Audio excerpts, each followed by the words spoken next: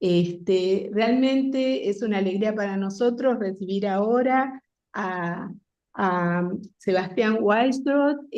Bueno, vamos a pasar la placa. Lucero, por favor, con su presentación. Y les pedimos a los panelistas que, bueno, que se atengan a los tiempos porque realmente tenemos que cumplir con los tiempos establecidos. Muchísimas gracias. Sebastián Weisbrot, ¿cómo entiendo y cómo me entiende la inteligencia artificial? Programador, docente de Derecho Informático en la Cátedra de Justicia Digital de la Facultad de Derecho UBA. Ha trabajado en grandes empresas tecnológicas internacionales como Twitter y dictado numerosas charlas en conferencias de tecnologías informáticas. En los últimos años se ha especializado en aprendizaje automático. Es miembro del Observatorio de Derecho Informático Argentino, ODIA.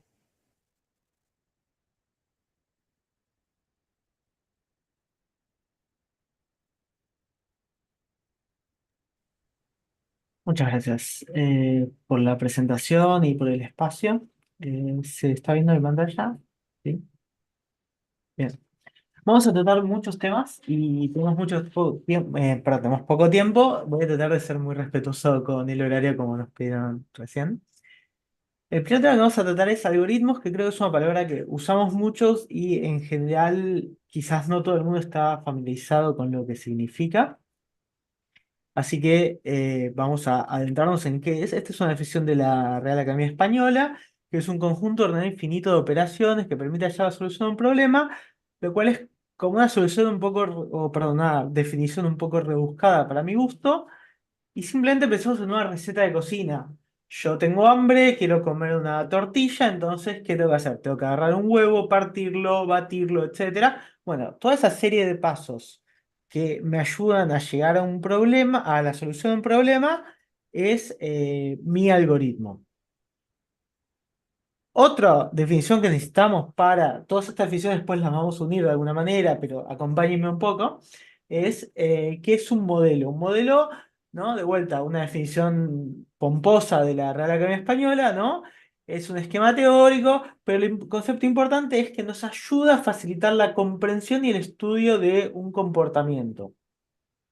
Por ejemplo, en economía tenemos este clásico modelo de oferta y demanda que nos dice que cuando aumenta el precio, la cantidad ofertada va a ser mayor, mientras que la cantidad demandada va a ser menor, ¿no? Esta es una simplificación de la realidad, es una abstracción, es una forma que nos ayuda a entenderla, pero esto no es necesariamente algo real, algo tangible, algo que podamos ver. En palabras del matemático George Box, en 1976 dijo, todos los modelos son incorrectos, pero algunos son útiles. O sea, necesitamos las dos cosas. Por un lado, el modelo tiene que necesariamente ser de alguna manera incorrecto, porque un modelo que sea correcto es tan grande que no nos sirve. Es como un mapa de escala 1 a 1, como el cuento de Borges de El rigor en la ciencia. Entonces, necesitamos para poder comprender un fenómeno, simplificarlo, eso nos va a llevar a ciertos errores, pero de alguna forma necesitamos que nos sea útil para predecir, comprender o lo que queramos hacer con el problema. Un ejemplo en un fenómeno cultural son estos ejes cartesianos de orientación política, que tenés derecha, izquierda, autoritario, libertario, y vamos viendo cómo ubicamos a distintas personas o países en estos ejes, y entendemos que esta es una simplificación de la realidad, que no podemos medir la distancia entre Gandhi y Mandela, pero nos ayuda a entender más o menos dónde está parado respecto de ciertos ejes, ciertas opiniones políticas, algunas personalidades. Y por último, definición de inteligencia artificial de la Real Academia Española, que nos habla también, ¿no?, de la comparación con la mente humana.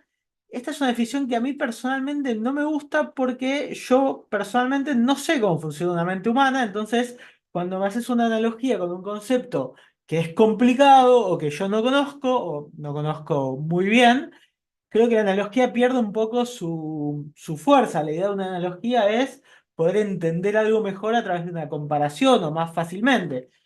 Entonces, no, yo me voy a dedicar específicamente al aprendizaje automático, que es como una rama dentro de la inteligencia artificial, que vamos a decir que la definición que vamos a dar de esto es la creación de modelos usando algoritmos sobre datos. Un poco hablaba de la importancia de los datos antes María Dolores Sousa en su presentación. Los datos son fundamentales, pero para aprendizaje automático lo que hacemos es agarrar los datos, le aplicamos un algoritmo y en base a eso generamos un modelo. El modelo que nos puede servir para predecir, explicar comportamientos. Y en cultura popular, en un meme, estamos hablando en realidad de la ciencia de la computación nos trae los algoritmos, las estadísticas nos trae los modelos, y la sociedad lo interpreta de alguna manera como esto, como una inteligencia artificial, si lo queremos interpretar de esta manera. Veamos un ejemplo muy simplificado de cómo funciona un algoritmo de estos de aprendizaje automático que a mí me gusta por la simpleza, que es un recomendador de películas. Yo puedo agarrar estas películas, ¿no? Como Interstellar, Piratas del Caribe, Avengers, decir cuál me gusta y cuál no, y tratar de crear un modelo de aprendizaje automático, a través del aprendizaje automático, que me pueda predecir qué me va a gustar o no. Entonces, si yo les doy estas 4 películas, podemos armar un modelito muy sencillo, obviamente incorrecto, quizás sea útil, eso lo podemos discutir, pero definitivamente incorrecto de qué inferencia puede hacer sobre mis gustos a través de estos datos. Entonces, cuando le dé una película va a ver si es un drama o no, y si es un drama va a considerar que hay un 100% de chances de que sea una película que me guste, y si no es un drama hay un 67% de chances de que no me guste. Esa es la inferencia que va a sacar a través de estas 4 películas. Y esto lo podemos seguir complicando, agregando cada vez más datos. Esto también lo hacía referencia a María Dolores Sousa, de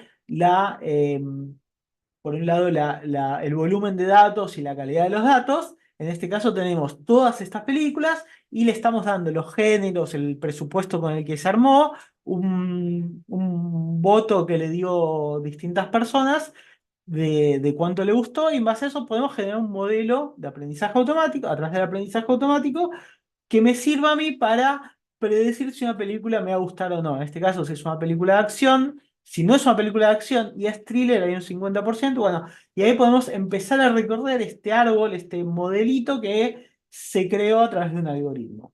Entonces, esto es para mí el aprendizaje automático. Esto es no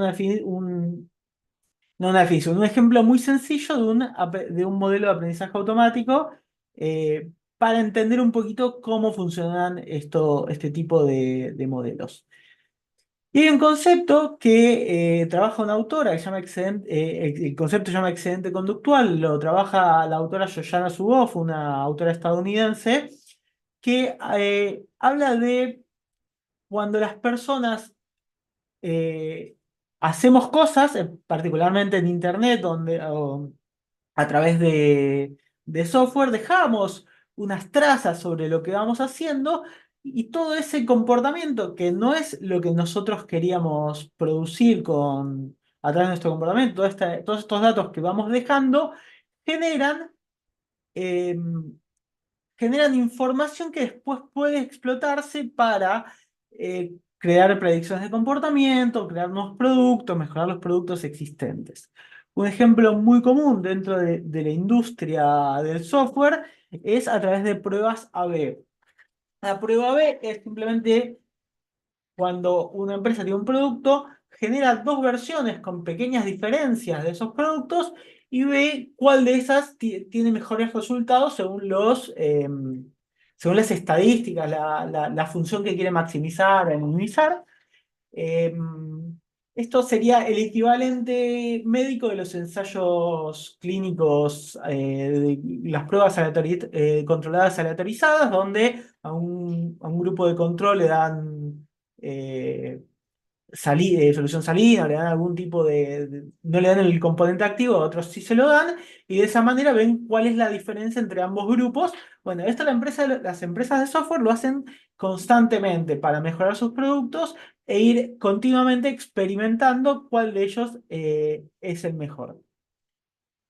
Y ahora vamos a tener que hablar del daño, ¿no? Un poco también introdujo el concepto soft, un poco nos repetimos, pero cada uno desde su enfoque, de cómo podemos llegar a generar un daño. Y acá me voy a apalancar sobre el concepto de armas de destrucción matemática de Cathy O'Neill, que en su libro con ese nombre define estas armas con un juego de palabras con arma de destrucción masiva, obviamente, y las caracteriza por tres componentes, tres elementos que dice cuando estamos frente a un algoritmo que tiene estas tres propiedades, estamos frente a un arma de destrucción matemática. El primero de ellos es la opacidad, que es el no poder entender cómo funciona. Y esto funciona en realidad a dos escalas. Primero, yo como usuario de un servicio, de un producto, no tengo acceso a la información de la empresa de qué decidió la empresa, cuál fue su motivación o qué algoritmo utilizó. Pero incluso, aunque supongamos hay un procedimiento judicial, un proceso judicial que se abre en las computadoras y podemos ver todo el código fuente, tenemos el problema de que estos algoritmos tienen una complejidad intrínseca en general tan grande que una persona no puede verlo y comprenderlo. Por eso en general se habla del concepto de caja negra, con una oscuridad o opacidad, como dice la autora, de uno le puede dar datos y el modelo puede hacer una predicción, pero es muy difícil leer el modelo, es muy difícil interpretar qué es lo que el modelo pensó, si queremos usar esa antropomorfización de los modelos. ¿Qué razonamiento tuvo para llegar a esa predicción? Nosotros simplemente sabemos que frente a estos datos puede hacer esta predicción y lo que pasa por dentro es demasiado complicado para una persona comprender. Otra de las propiedades que reconoce la autora es la escala. Yo, si hago un modelo que me recomiende películas, y lo uso yo solo, no tenemos ningún problema, aunque pueda ser opaco. ¿Por qué? Porque este modelo no va a afectar la vida de millones de personas, de miles de personas. eh, entonces, no va a llegar a un volumen importante de posibles afectados. Entonces, no sería un problema particularmente grave porque la escala no es considerable. Y el último concepto, que es fundamental, obviamente, es el daño. Es, de vuelta, si yo tengo un modelo que recomienda películas y si llego a que sea escalable, el daño de ver una película mala podemos decir que no es muy significativo para las pobres víctimas que van a tener que ver Avengers. Simplemente es una película que no le va a gustar y van a haber desperdiciado 2 horas de su vida, como nos pasó a muchos. Es simplemente, entonces tenemos que ponderar los que estudien abogacía o los que sean abogados, están acostumbrados a pensar en el derecho de daños, pero bueno, es justamente pensar qué podemos pasar. Hay vidas en juego, estamos hablando del trabajo, de despedir, contratar a una persona, es algo significativo. Entonces tenemos que ver estas tres cualidades para ver si estamos frente a un arma de destrucción matemática, para ver como de alguna manera la importancia que vamos a asignarle a este modelo.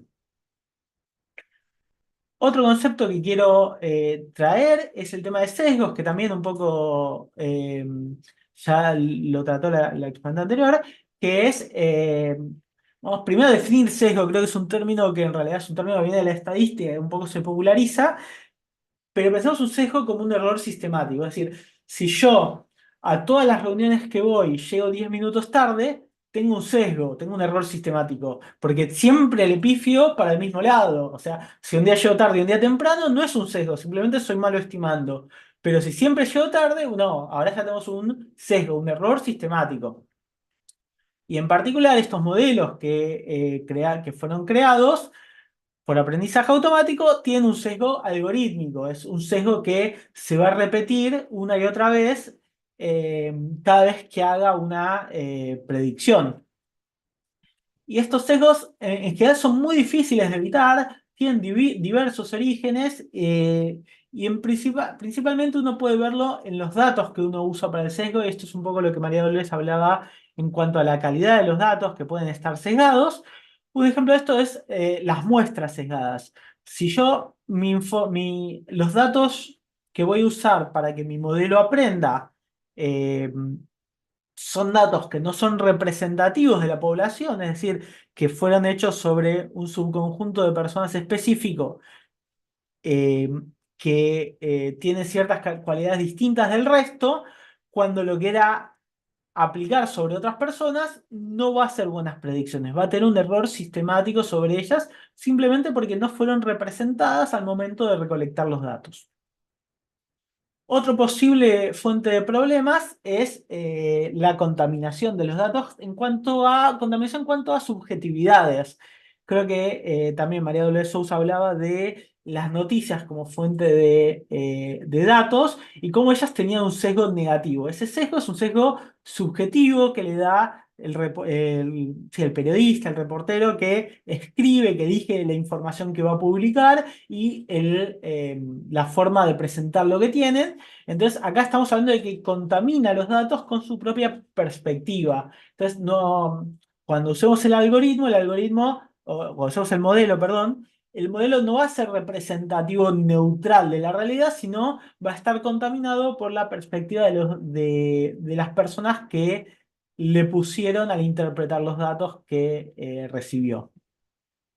Y un último origen, esta no es una enumeración taxativa, la cantidad de posibles problemas con los datos es vasta e inabarcable, es las características sustitutivas que en inglés se llaman proxies.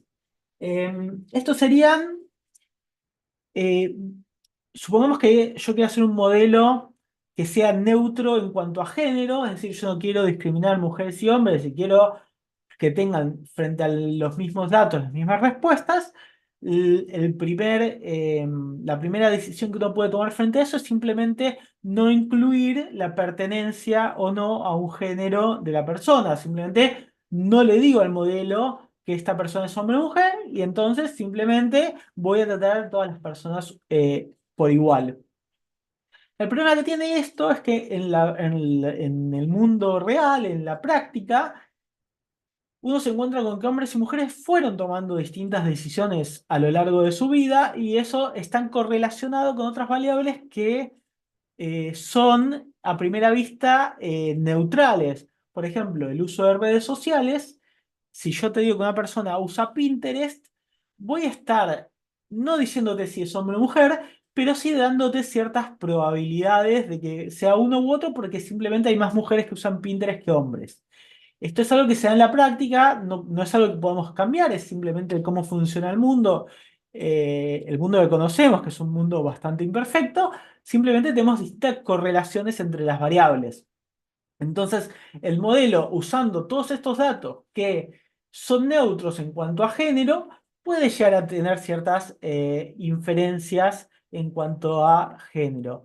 Si les interesa este tema, perdón, con Valeria Desen tenemos un paper publicado que se dedica a la descomposición de la brecha salarial entre hombres y mujeres en tecnología en Argentina. Eh, Estas diapositivas después tengo entendido que se les van a llegar, si no me pueden, tengo mi mail donde me pueden escribir y se las puedo pasar posteriormente, pero pueden buscar este paper si les interesa profundizar más en el tema. Y el último tema que quiero abordar es el marco jurídico con el que debemos ver. No tenemos mucho tiempo, así que vamos a hacer un breve repaso para los que no son penalistas, perdón, para los que no son abogados. Me adelanté. Hay distintas áreas del derecho que tienen distintas normas jurídicas. Entonces, por ejemplo, cuando hablamos de daño anteriormente, la materia tradicional de daño es el derecho civil, donde la persona que ocasiona el daño tiene un deber de repararlo a la persona, al afectado. Y acá se valora la conducta en el sentido de si actuó con prudencia o no, si fue negligente, si fue doloso. Y todo esto entra dentro del análisis de derecho civil y esto aplicaría tanto a un daño tradicional, a chocar algo del auto, como un daño ocasionado a través de un algoritmo creado con aprendizaje automático. De la misma manera, el derecho penal, que lo que penaliza es, en general, la actividad o el resultado y no el medio con el que se usó. Es decir, yo no tengo un tipo penal que sea asesinato con un arma, asesinato con otro arma, asesinato con otra arma y enumeras todas las armas. Si hay un asesinato y se usó un modelo, va a caer dentro del tipo penal correspondiente al homicidio. De la misma forma, el Código Nacional Electoral, en el caso de Argentina, tiene, por ejemplo, incluido la creación de datos fraudulentos para modificar el voto de una persona. Entonces, si yo uso un modelo de inteligencia artificial generativo para mostrar a un candidato diciendo algo que no dijo, eso ya estaría de alguna manera, después habría que probarlo o no, pero está contemplado ya dentro del Código Electoral argentino. Y por último, el derecho administrativo es todo mucho más complicado del derecho administrativo, que se trata sobre qué es lo que puede hacer el Estado. Es mucho más difícil saber qué es lo que puede ser o no, y da como para un gran debate de cuál es el límite entre qué criterios se tienen que adoptar para permitirle o no al Estado usar este tipo de modelos, si es la forma menos restrictiva de los derechos de las personas. Y no me da el tiempo para andar tanto como me gustaría, pero realmente es un tema apasionante para cualquier abogado administrativista. Y me voy a despedir con una conclusión personal al respecto, que es que el aprendizaje automático realmente es prácticamente imposible de tener a esa altura. Nos puede dar nos puede dar ventajas variadas en distintos ámbitos. No se puede hacer que sea perfecto. Realmente ponerle esa barrera es una barrera que está destinado, me parece, al fracaso, porque simplemente no se puede ser perfecto cuando uno intenta simplificar la realidad, como decía George Box en la frase que citaba. De alguna forma hay que entenderlo, hay que saber cómo controlarlos, y realmente es un problema difícil, es un problema que me gusta que existen estos espacios de debate, de reflexión compartida, para que podamos reflexionar en comunidad, y creo que muchos de estos más van a ser necesarios para llegar por lo menos a una conclusión, por lo menos para cada uno, para clarificar las ideas que podamos tener al respecto. Y por último, acá está mi mail. Les agradezco mucho por su tiempo y por el espacio. Cualquier cosa, no duden en escribirme. Muchas gracias.